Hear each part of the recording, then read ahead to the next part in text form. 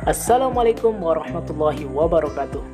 Oke bos, terima kasih sudah menyempatkan sedikit waktunya. Dan di video kali ini kita akan membahas tentang abu bos. Nah, ternyata manfaat dari abu tersebut cukup besar bagi tanaman bos. Ada berbagai jenis kandungan yang terdapat di dalam abu bos. Ngomong-ngomong tentang abu, ya mungkin saja ada yang belum tahu ya. Apa sih abu itu? Dan berikut penjelasannya bos. Nah, abu adalah hasil pembakaran kayu, rumput, daunan, dan sebagainya. Baik itu dari perapian, tungku pembakaran kayu, api unggun, atau dari manapun bos. Ada banyak tanaman, mulai dari buah-buahan sampai ke sayuran, yang memerlukan zat-zat yang terkandung di dalam abu tersebut bos. Ya, di antaranya tanaman yang memerlukan zat-zat yang terkandung di dalam abu tersebut adalah seperti cabai, ya semua jenis tanaman cabai lah, dan juga mentimun, semangka, sampai ke sayuran kangkung. Apa saja sih manfaat dari abu itu? Abu tidak hanya bermanfaat bagi tanaman dengan bertindak sebagai pupuk saja, tetapi juga dapat digunakan untuk mengubah pH tanah yang terlalu asam. Abu mengandung karbonat dalam jumlah tinggi yang membantu menetralkan asam dan dapat secara efektif meningkatkan tingkat pH tanah. Nah, namun kita bingung nih, abu dari pembakaran apa saja sih yang bermanfaat bagi tanaman?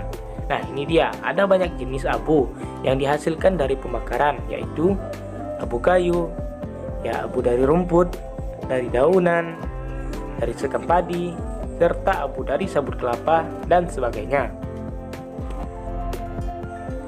Nah, sekarang kita akan lihat bos, apa saja sih zat-zat yang terkandung di dalam abu tersebut? Berikut penjelasannya. Pada tingkat yang lebih rendah, abu juga menyediakan beberapa fosfor, sedikit aluminium, magnesium, dan natrium, dan beberapa nutrisi mikro seperti boron, tembaga, molibdenum, belerang, dan seng. Jumlah unsur hara dalam abu tidak terlalu tinggi. Dalam hal ini bergantung pada jenis kayu, rerumputan, dan sebagainya. Untuk itu, jika tanah pada tanaman kekurangan kalium, abu bisa menjadi bahan yang sangat bagus. Walaupun manfaat yang ditimbulkan oleh abu itu sangatlah banyak, namun di sisi lain, abu juga memiliki kelebihan dan juga kekurangan. Berikut dampak positifnya. Kebanyakan abu mengandung persentase yang baik, sekitar 25%, kalsium karbonat, bahan dalam kapur taman. Jika tanah di pekarangan rumahmu sangat asam, ya sekitar 5,5 atau lebih rendah ya, memberikan abu dapat meningkatkan pH tanah bos. Nah, masih ke dalam dampak positifnya, di sisi lain, jika tanah netral atau basah, sejak awal, menambahkan abu dapat meningkatkan pH tanah yang cukup tinggi untuk mengganggu kemampuan tanaman untuk menyerap nutrisi. Abu juga harus dihindari di sekitar tanaman yang menyukai asam. Ya, salah satunya seperti tanaman blueberry ya bos. Oke, sekarang kita beralih ke dampak negatif yang ditimbulkan oleh abu.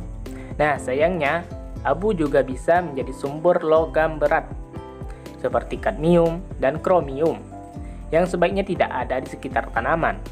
Namun, sebagian besar penelitian tidak menunjukkan bahwa jika pH tanah di atas 6,0, logam berat tidak dapat diserap oleh tanaman dalam jumlah yang dapat diukur. Karena abu meningkatkan pH tanah, keberadaan logam berat seharusnya tidak menjadi masalah sih.